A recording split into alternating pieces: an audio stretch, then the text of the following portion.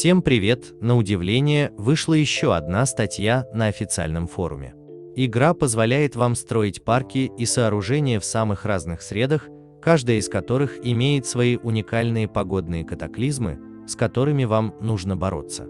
Эти бедствия создадут дополнительный уровень проблем, по-разному препятствуя вашему прогрессу, от саботажа вашей выходной мощности до замедления ваших транспортных средств или расстраивания ваших динозавров.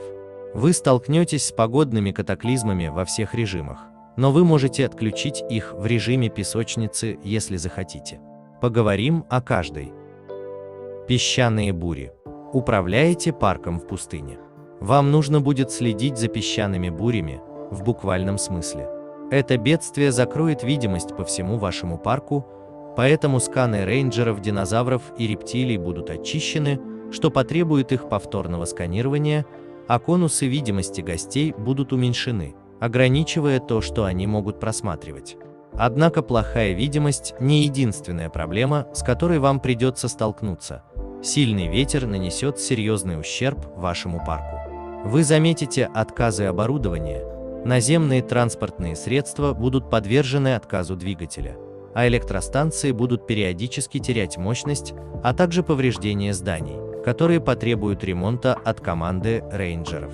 Вы также захотите следить за своими динозаврами во время песчаной бури. Тем не менее, постарайтесь не беспокоиться слишком сильно. Есть несколько вещей, которые вы можете сделать, чтобы подготовиться к этому конкретному бедствию. Размещение укрытий вокруг вашего парка гарантирует, что гости смогут спастись от надвигающегося шторма, а использование резервных генераторов должно помочь уменьшить слишком много неприятных побочных эффектов от недостатка энергии. Вы также можете использовать улучшение штормового урона, чтобы защитить некоторые из ваших зданий. Снежные бури. Особенность, которую можно ожидать от таежных и альпийских парков, снежные бури действительно имеют некоторое сходство с песчаными бурями с точки зрения негативного воздействия на видимость. Они также очищают сканирование рейнджеров и уменьшают видимость гостей, но будут иметь дополнительную оговорку.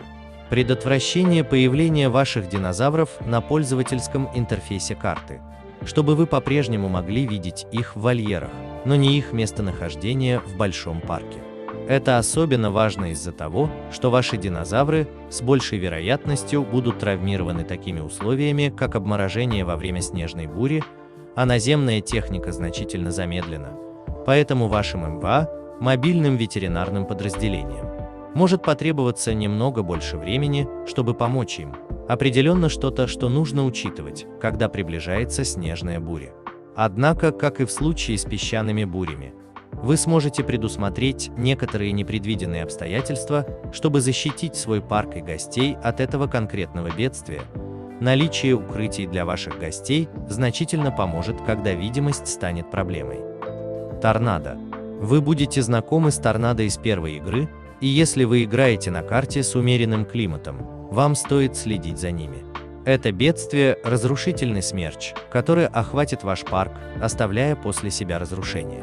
Здания и транспортные средства, расположенные слишком близко к центру торнадо, скорее всего, понесут значительный ущерб, как и любые заборы или пилоны, которые соприкасаются с ним. Все они нуждаются в ремонте, так что ваши рейнджеры будут очень заняты после этого. Вашим динозаврам тоже не понравится это конкретное бедствие. Они будут убегать и быстро нервничать, поэтому вам нужно следить как за травмами, так и с побегами. Между вероятным повреждением строений и возбужденными динозаврами вам определенно захочется убедиться, что у вас есть укрытие, чтобы ваши гости могли бежать, когда приближается торнадо, и не забудьте использовать улучшение защиты от шторма, где можно защитить ваши постройки от шторма. Ураган. Особенность тропических уровней, доступных в игре. Ураганы причиняют периодический ущерб зданиям, заборам и пилонам, когда они обрушиваются на ваш парк, а также могут нанести ущерб транспортным средствам. Поэтому рейнджеры, которых вы отправляете, чтобы исправить ущерб, ждут удовольствия.